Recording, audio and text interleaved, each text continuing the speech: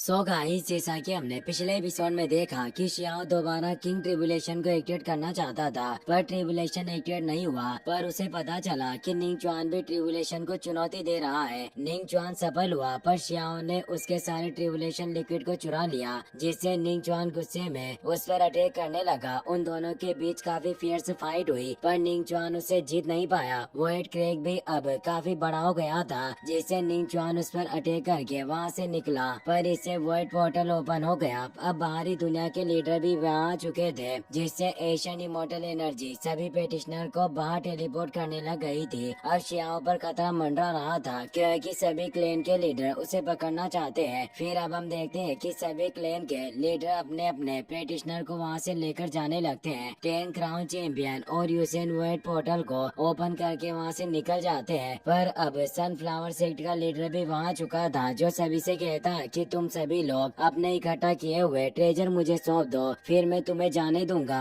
वांग परेशान होता है, क्योंकि उसे समझ आ गया था कि सभी सेक्ट लीडर उस पर साथ मिलकर अटैक करेंगे। पर कोई अब उसके इस रूप को नहीं पहचानता था, क्योंकि गॉडेस लियो टेक्निक की कल्टिवेशन के बाद उसका रूप बदल गया। अब वहाँ पर तियानजियान एकेडमी का लीडर भी आ जाता है, जो किंगी और बाकी के अपने सेक्ट के लोगों को वहाँ से भेज देता है, और बाकी के सेक्ट की एनर्जी भी अपने अपने डिसिबल को वहाँ से टेलीपोर्ट करने लगती है। अब वहाँ मौजूद लीडर एक बैरियर को क्रिएट कर देते हैं, ताकि बचे हुए लोग भाग ना पाए। पर अब किंगी के सेलेस्टियल ट्राइब का प्रोटेक्टर भी वहाँ जाता है, जो भी लीडर लेवल पर था, और ये वही एल्डर होता है जिसने शियाओ को मारने की कोशिश की थी, और वो इस बार भी शियाओ को मारने के लिए वहाँ आया है। वो सभी से कहता है कि वांग, तुम जहाँ भी छिपे हो मेरे सामने आ जाओ। इस बार तुम्हारे सुप्रीम डोजो के मास्टर क्यू दाओ बाई भी यहाँ मौजूद नहीं है, इसीलिए तुम्हें कोई नहीं बचा सकता। तुमने मेरे कबीले के यंग लोगों को काफी धमकाया है, पर अब बदला लेने का वक्त आ गया। और वो सभी लोगों के ऊपर अटैक करने लगता है। शियाओ उन थंडर अटैक से बच रहा होता है, और वो सोचता है कि मुझे यहाँ से बचकर निकलना होगा, वरना काफी सारे लीडर मुझे घेर लेंगे और मेरा बचना मुश्किल हो जाएगा। पर वहाँ चारों तरफ उन लीडर ने बैरियर एक्टिवेट कर दिया होता है, जिससे कोई भी बचकर भाग नहीं पा रहे थे। शियाओ सोचता है कि ये बैरियर सिर्फ सराउंडिंग वर्ल्ड को ही ब्लॉक कर सकता है, इसीलिए अगर मैं यहाँ से बचकर निकलना चाहता हूँ तो मुझे अपने ब्रेकिंग रिंग तेलिस्मान का इस्तेमाल करना होगा। और अब यिंग लॉन्ग ड्रैगन भी वहाँ आ चुका होता है, क्योंकि वो फेरी बर्ड्स हमेशा प्योर एनर्जी को उत्सर्जित करती रहती थी, और उस एनर्जी से ही वो ड्रैगन यहाँ आया होता है। शियाओ सोचता है कि जब भी ये यिंग लॉन्ग ड्रैगन दिखाई देता है उस जगह पर केओस मच जाता है, इसीलिए मुझे अपनी तेलिस्मान का इस्तेमाल करने का मौका ढूंढना होगा। वो यिंग लॉन्ग ड्रैगन जब बैरियर पर अटैक कर रहा होता है, तो इस मौके का फायदा उठाकर शियाओ अपने तेलिस्मान को एक्टिवेट करके वहाँ से निकलने लगता है। पर सेलेस्टियल ट्राइब का प्रोटेक्टर ये देख लेता है और कहता है कि यहाँ कौन है जो वॉइड को ब्रेक करके भागने की कोशिश कर रहा है, और उस पर मैजिक मिरर से अटैक करता है। पर शियाओ वहाँ से निकल चुका था, लेकिन उस मैजिक मिरर से प्रोटेक्टर को पता चल जाता है कि वो वांग था, जिससे उसे काफी गुस्सा आता है। वहीं युआन रेन डिस्ट्रिक्ट के एक इलाके का सीन दिखाया जाता है, जहाँ शियाओ उस तेलिस्मान की मदद से टेलीपोर्ट होकर आ चुका होता है, और अब वो वहाँ से निकलने लगता है। पर तभी उस पर तेज प्रेशर पड़ने लग जाता है, क्योंकि प्रोटेक्टर ने उसे ढूंढ लिया होता है, जिससे वो वहाँ आ चुका था। वो कहता है कि आज भगवान भी चाहते हैं कि तुम मेरे हाथों मारे जाओ। तुमने भागने की कोशिश की, पर मैंने मैजिक मिरर का इस्तेमाल किया और तुम्हें ढूंढ लिया। आज चाहे कुछ भी हो जाए, पर मैं तुम्हें भागने नहीं दूंगा।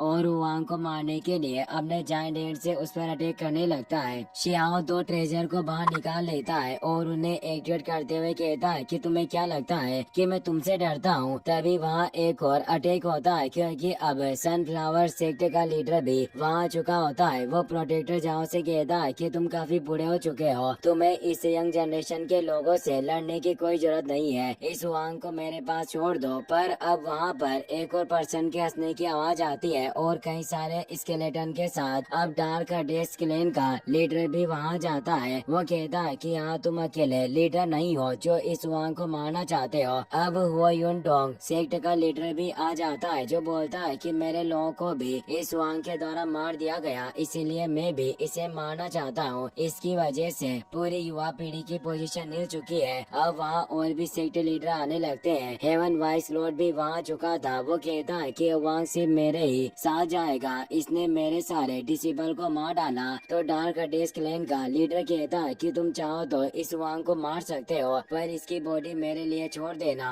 क्योंकि इस एशियन इमोर्टल के दौरान मेरे लोगों को भी इस वांग की वजह से भारी नुकसान हुआ है, इसीलिए मैं इस वांग को एक सप्लीमेंट की तरह इस्तेमाल करूंगा। हेवन वाइस गॉड कहता है कि जब तुम एशियन इमोर्टल में मेरे डिसेबल को मार रहे थे तब मैं उन्हें बचाने में असमर्थ था, पर क्या तुमने कभी नहीं सोचा कि जब तुम बाहर आओगे तुम्हें मेरे क्रॉस से होकर गुजरना होगा। शियाओ से कहता है कि तुम्हारे एवन कबीले के लोग काफी ज्यादा कमीने हैं। सालों पहले जब सुप्रीम पैलेस को नष्ट किया गया था तब तुमने ही मेरे मास्टर के खिलाफ काफी बड़ी साजिश रची थी। साथ ही तुमने शी साम्राज्य के हुनतियान को भी धोखा दिया और हजारों लोगों की जानें चली गई। फिर भी इन सातों लीडर ने तुम्हारा साथ दिया और तुम्हारे सेक्ट को आगे बढ़ाया, जिससे मुझे तुमसे इतनी नफरत हो गई है कि तुम्हारे सभी डिसिबल को मारना तो एक छोटी सी बात है, मैं तुम्हारे पूरे सेक्ट को मिटा देना चाहता हूँ। और वो अपने ओरा को वहाँ फैलाता है। वहाँ मौजूद गोल्डन सेक्ट का लीडर हंसते हुए कहता है कि वांग तुम काफी छोटे हो फिर भी इतनी बड़ी बड़ी बातें कर रहे हो, क्या तुम भूल चुके हो कि तुम इतने सारे लीडर के बीच गिरे हुए हो। सनफ्लावर सेक्ट लीडर कहता है कि ये कीड़ा अपनी हद पार कर चुका है, इसीलिए अब इसे शांत करने का वक्त आ चुका है और वो शियाओ पर अटैक करता है। शियाओ एक डिवाइन ट्रेजर को निकालकर उस अटैक को रोक लेता है, पर फिर भी उसे थोड़ी प्रॉब्लम होती है क्योंकि सनफ्लावर सेक्ट लीडर वोएड दाओ यानी सेक्ट मास्टर लेवल पर था।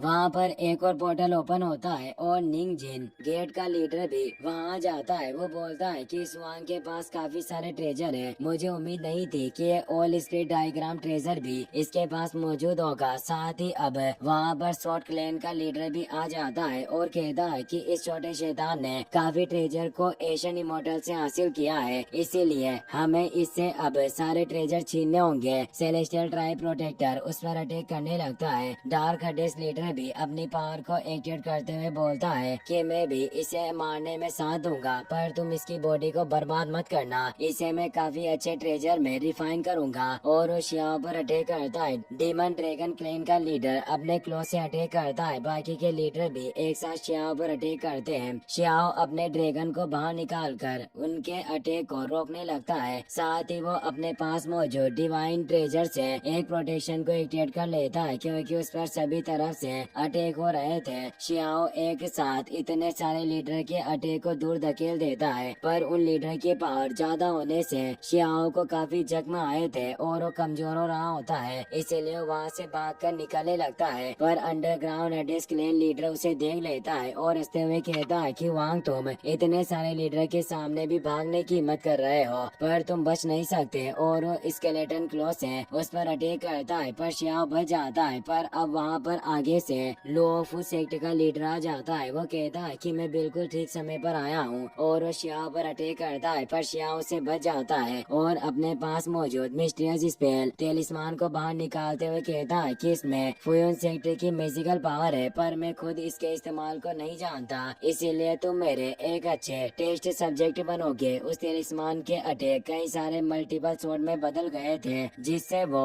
लुओफू सेक्ट का लीडर मारा जाता है। शियाओ भी हैरान था कि इस टेलिस्मान में एक शॉट मैनुअल होगा। एक लीडर अपने साथियों से कहता है कि हमें लापरवाही से काम नहीं लेना चाहिए, इस वांग के पास कई सारे ट्रेजर मौजूद है। अब वो सभी लीडर उसे चारों तरफ से घेर लेते हैं, जिससे शियाओ अब वहाँ से भाग नहीं सकता था। उस जगह पर टोटल 9 ट्राइब के लीडर मौजूद थे। सेलेस्टियल ट्राइब प्रोटेक्टर अपने अटैक को एक्टिवेट करते हुए बोलता है कि वांग आज तुम्हारे छिपने की कोई जगह नहीं बची, तुम्हें मरना ही होगा। और अपने सींग से शियाओ पर अटैक करने लगता है। शियाओ अपनी शॉट को बाहर निकाल लेता है और उन अटैक को रोकने की कोशिश करता है, पर रोक नहीं पाता और वो काफी कमजोर हो चुका था। वहीं हम काओ युशेंग को देखते हैं जो मिस्टीरियस जगह पर जाकर अपने मास्टर को आवाज लगा रहा होता है और कहता है कि अगर आप जा गए हो तो मेरे पास आओ, मुझे अपने दोस्त को बचाने में आपकी मदद चाहिए। पर वहाँ उसके मास्टर नहीं आते। काओ युशेंग को इससे काफी गुस्सा आता है। वो बोलता है कि ओल्ड मैन तुम वाकई मेरे कभी काम नहीं आते। वहीं शियाओ काफी गंभीर रूप से घायल था, उसे समझ नहीं आ रहा होता कि आखिर वो इनसे कैसे निपटेगा। तभी वहाँ आसमान में से कई सारे डिसिबल की लाशें नीचे आकर गिरती है और एक तेज रोशनी के साथ दाओ भाई की आवाज आती है। वो सभी सेक्ट लीडर से कहते हैं कि शायद तुम मेरे वचन भूल चुके हो। मैंने कहा था कि अगर जो कोई भी मेरे डिसिबल पर अटैक करने की हिम्मत करेगा तो उसे मेरे पास से होकर गुजरना होगा और मैं उसे खत्म कर दूंगा। क्या तुम सभी सेक्ट के लोग चाहते हो कि तुम्हारे वंशज पूरी तरीके से विलुप्त हो जाए, जो तुम सभी मिलकर मेरे डिसेबल को मार रहे हो। शियाओ अपने मास्टर को देखकर खुश होता है और उन्हें रेस्पेक्ट देता है। तभी लीडर क्यू दाओ भाई को देखकर काफी गुस्सा होते हैं। अब वो सभी उसके सामने आ जाते हैं और कहते हैं कि तुम अकेले आए हो, फिर भी तुम्हारी हिम्मत कैसे हुई हमारे सामने इस तरह से बात करने की। पर तभी ऊपर से एक और तेज रोशनी होती है, क्योंकि यहाँ गोल्डन इमोर्टल भी आ चुका होता है। वो कहता है कि जो भी हुआंग को मारने की कोशिश करेगा वो मेरा भी दुश्मन होगा और मेरे हाथों से मारा जाएगा। सभी उसे देखकर हैरान हो जाते हैं। इसी के साथ ये एपिसोड यहीं पर खत्म होता है। वीडियो पसंद आई हो तो लाइक कर देना।